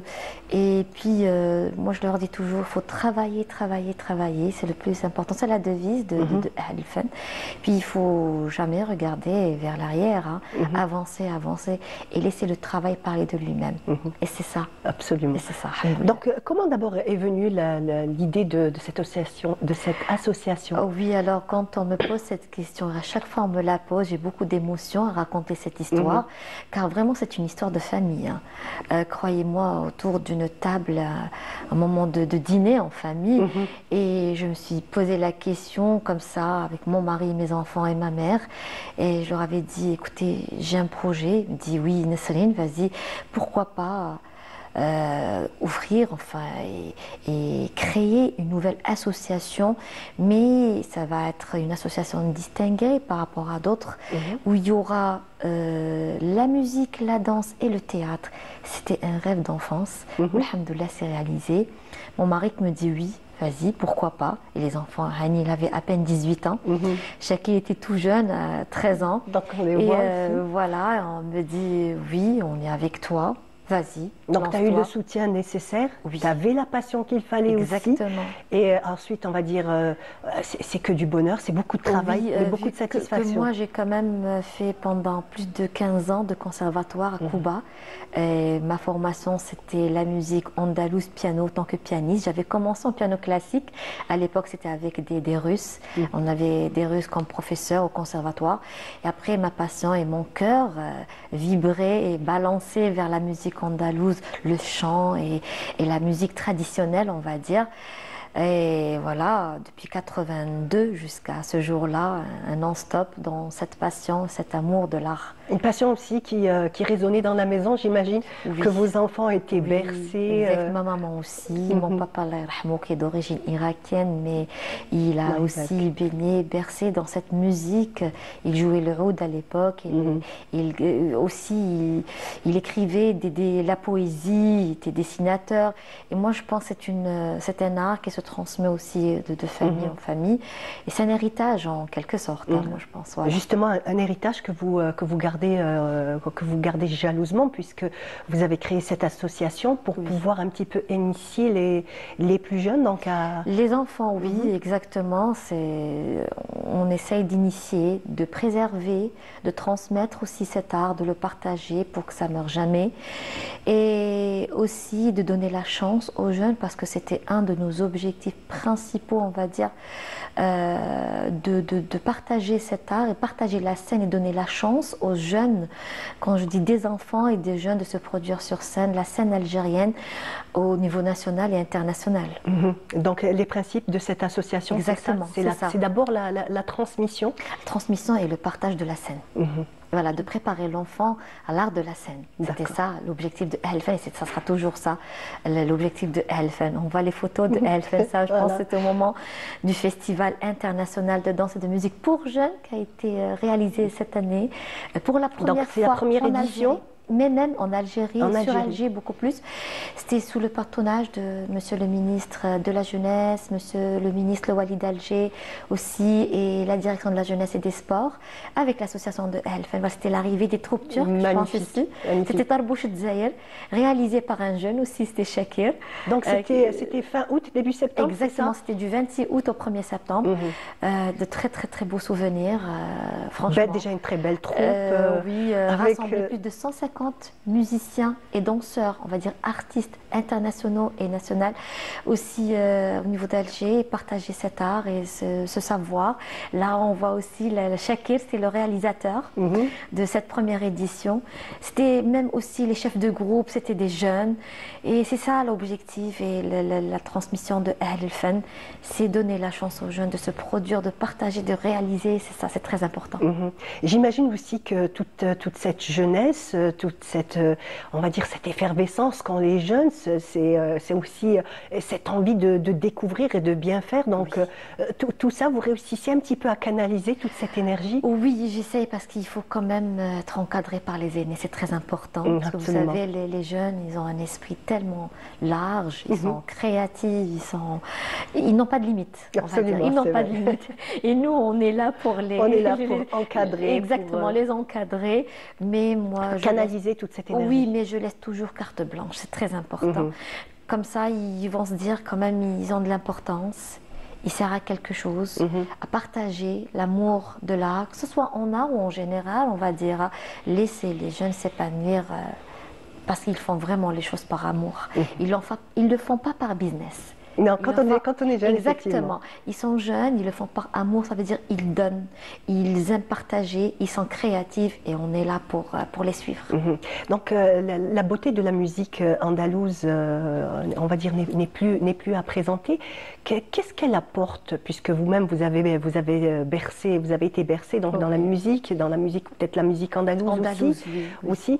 Qu'est-ce qu'elle peut apporter de plus à un enfant? Un enfant, déjà, moi je dis c'est un équilibre, c'est une stabilité, mais beaucoup plus c'est une éducation. Pourquoi? Parce que l'enfant se voit déjà important. Déjà, quand on lui dit, voilà, tu as une scène, tu dois te préparer, tu dois t'organiser par rapport aux études, parce que là, ça a toujours été, pas une menace, mais avec Madame Bourahla, réussir dans les études pour pouvoir pratiquer cet art. D'accord. C'est vraiment une règle. Oui, sinon on ne pourra pas avancer. Et alhamdoulilah, ça marche et ça marchera toujours. Ça a marché. Ça marche, effectivement. Voilà, du moment où il goûte donc à la beauté, et en même temps, il y a des études qui ont été prouvées dernièrement. On dit qu'un enfant qui joue d'un instrument de musique maîtrise les mathématiques, on va dire, d'une meilleure manière qu'un enfant qui ne fait pas d'un instrument. Et je le redis à chaque fois, à chaque occasion se présente, je dis que Ahl el-Fen a parmi les meilleurs élèves sur le territoire national pour les résultats, que ce soit en BEM ou en baccalauréat. Et je dis, voilà, c'est les études. Après, vous avez votre art. Et alhamdoulilah, ça marche. Moi, je dis, voilà, c'est une éducation. Absolument, déjà, à la base, c'est une discipline. C'est quand même, il faut le dire, hein, c'est très rigoureux. On sait très bien que la musique andalouse est la rigueur. Et pas rien que la musique, parce qu'on apprend à l'enfant comment se tenir sur scène, comment s'asseoir, comment s'habiller, comment respecter déjà le costume qu'il est en train de porter, parce que ça coûte cher en côté émotionnel, côté traditionnel, côté aussi budgétaire. Ça veut dire qu'il faut en prendre soin, il faut le respecter. Respecter son instrument aussi, le considérer comme son meilleur ami, c'est très important. Raconter une histoire avec cet instrument et avec cet art en général, voilà. Moi, je trouve c'est nécessaire, très très important de pratiquer un art ou bien en sport, musique, théâtre, en fait, danse. Toutes les passions apportent à ces enfants, même à des adultes, hein, il faut le dire, même si ça ne veut pas dire que parce qu'on n'a pas appris un instrument de musique quand on était jeune, que c'est terminé, on peut l'apprendre, on peut prendre le train. Exactement, chez Ahl el-Fen, il y a des parents, il y a des mamies, il y a des grands-pères qui viennent apprendre et me disent, on n'a pas eu cette chance autant jeune, mais maintenant on veut réaliser ce rêve. Moi, je leur dis toujours, il n'y a pas d'âge limite pour l'apprentissage. C'est de 5 ans jusqu'à 77 ans. Il n'y a pas d'âge limite. Soyez nombreux, venez, apprenez, vivez de votre passion. Tant qu'on vit, tant qu'il y a de l'espoir, il y a de l'énergie, il y a l'amour de partage et d'apprentissage. Absolument. Donc, selon vous, quelle est la beauté, la singularité donc, de ce style musical, de la musique andalouse? Franchement, nous, on est chanceux déjà d'avoir ce riche patrimoine, d'être algérien, de partager cet art avec les autres. On dit la singularité, oui, parce qu'on a plusieurs déjà. On dit toujours, l'Algérie, c'est un continent. Ce n'est pas qu'un pays. Ça, c'est exactement ça. Nous, par expérience, je dis, la musique andalouse, elle est dans la formation de Ahl el-Fen, où elle est sous la direction de Hani Bourahla, c'est lui qui forme et qui dirige tout ça. Mais la classe supérieure de Ahl el-Fen, dont moi je suis la chef d'orchestre et je suis la directrice de formation, on touche à toutes les chansons algériennes. Pourquoi? Parce que quand on partage cet art à l'international, on doit montrer de quoi l'Algérie possède comme richesse musicale. Voilà, c'est pas rien que la musique andalouse. Justement, voilà. On va revenir sur ça. Sur ce point-là. sur ce point-là qui est très très important, cette richesse, juste après le jingle.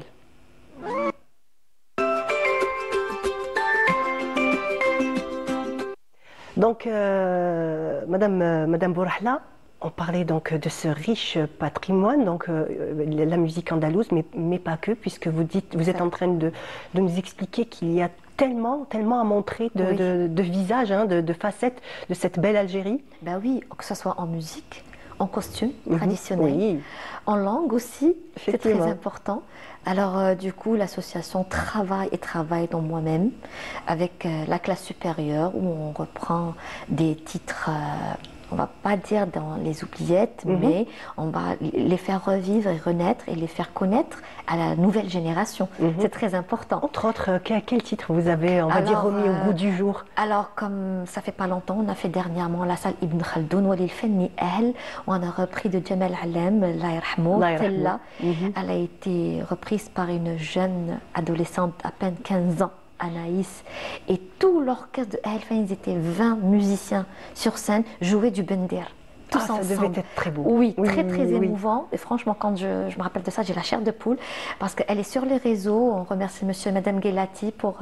Ils ont mortalisé cet événement, ce moment-là, et des centaines de partages. Et les gens qui nous écrivent waouh, quelle interprétation, si le marhum était encore vivant et qu'est-ce qu'il pouvait dire. Franchement, c'est voir cette relève déjà. Exactement, une jeune fille de 15 ans qui ne parle pas kabyle. Elle est kabyle, lui d'origine, mais elle ne parle pas kabyle. Mais comment qu'elle a interprété et comment l'orchestre a repris avec la flûte Zora ou bien la mandoline Raouf qui a à peine 13 ans.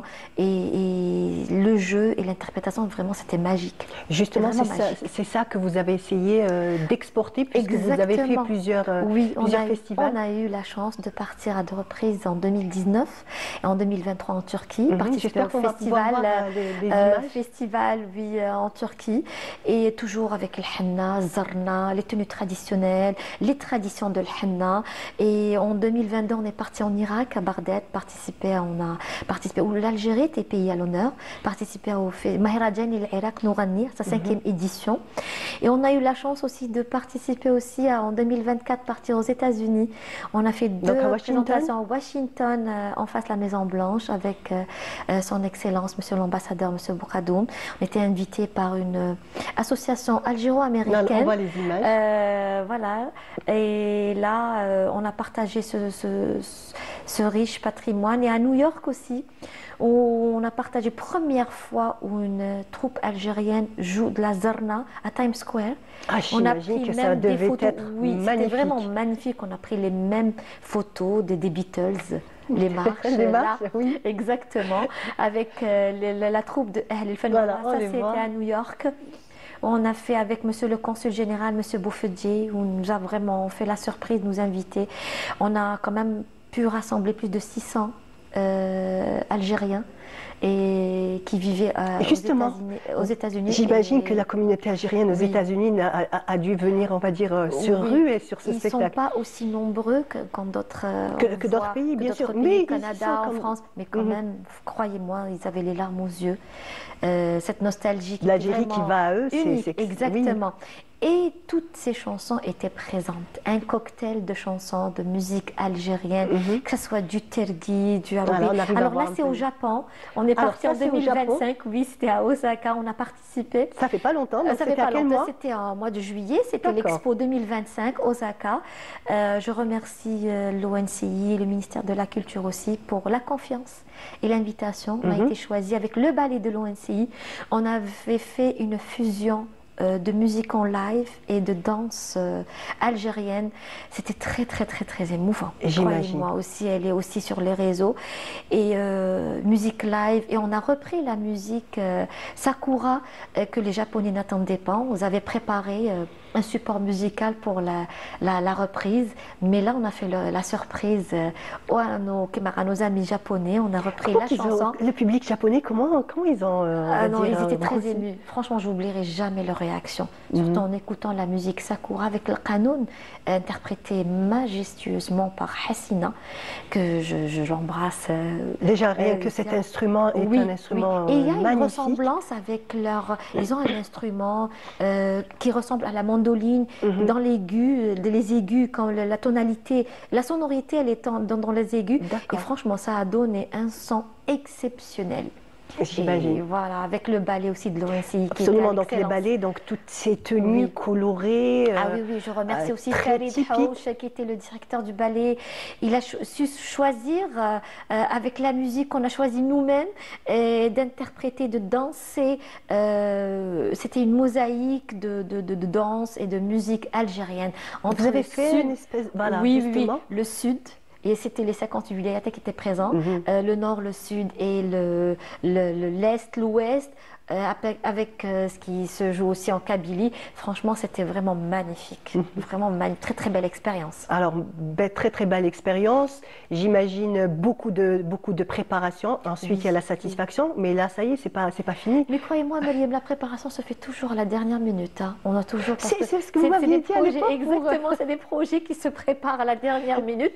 On a à peine une semaine, 10 jours, 15 jours maximum pour les préparations. On vous prend toujours comme ça, toujours de. Bon, la première fois, c'était vous, donc vous aviez décidé, ça c'était votre fils, je crois. Oui, avec Shakir. Avec Shakir. Il était aux États-Unis, voilà. Il est revenu, il me dit voilà, maman, j'ai ce projet, je veux vraiment le réaliser. On avait vraiment à peine une semaine. Nous, on commençait de le préparer de notre côté, musique, parce que c'est des recherches, c'est pas juste monter et partager la scène. Le choix aussi, c'est assez compliqué de vous mettre d'accord sur le choix. Alors, les choix, c'est toujours pas moi-même. D'accord. Voilà, Okay. et je fais toujours mes recherches bien à l'avance et je fais des recherches de Fadela Djelia, Maria Fekke, des reprises et des chansons qu'on a vraiment oubliées, que j'ai vraiment envie de les remettre en valeur et avec une touche moderne, en respectant l'initiale de la chanson. C'est très très important, mais bien sûr aussi l'interprétation est importante parce que c'est des jeunes entre 14 ans, 15 ans, 16 ans.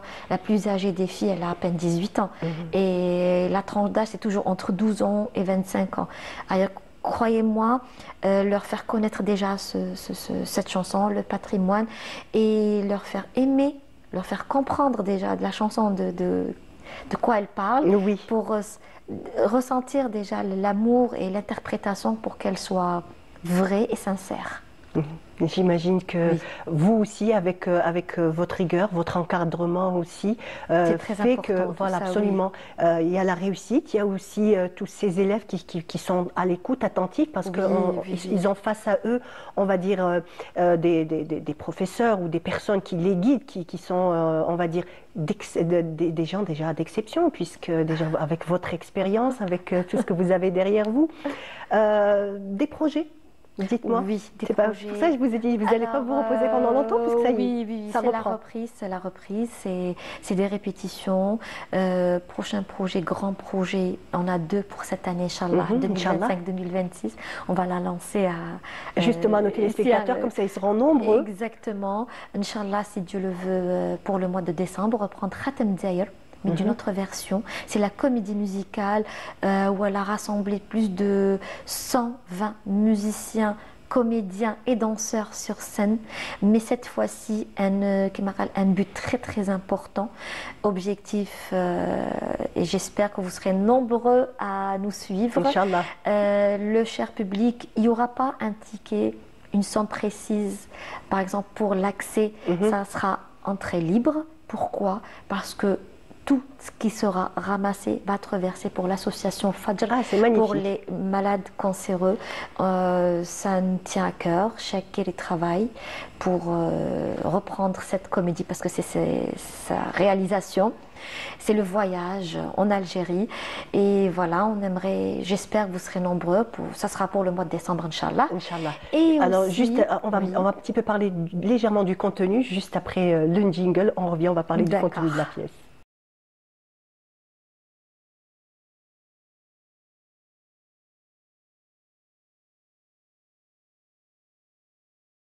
Premier rendez-vous en décembre et surtout le deuxième festival.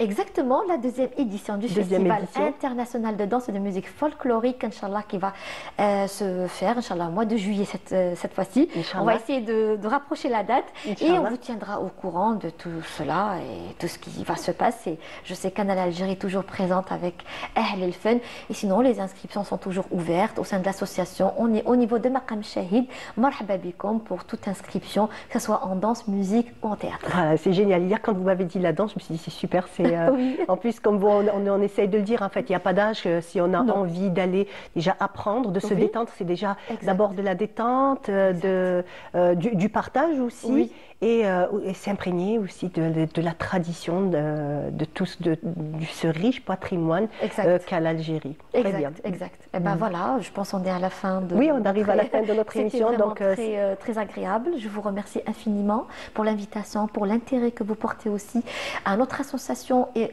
à l'art en général. Je vous remercie infiniment. Je vous dis à très bientôt. Inch'Allah, on sera là, donc on fera partie du public donc pour la prochaine représentation, Inch'Allah, en décembre, sans compter, bien entendu, Canal Algérie sera là pour pouvoir un petit peu mettre en avant tout ce travail et toute cette rigueur que vous mettez dans vos projets. Merci en tout cas, merci beaucoup Madame Bourahla, merci d'avoir été avec nous.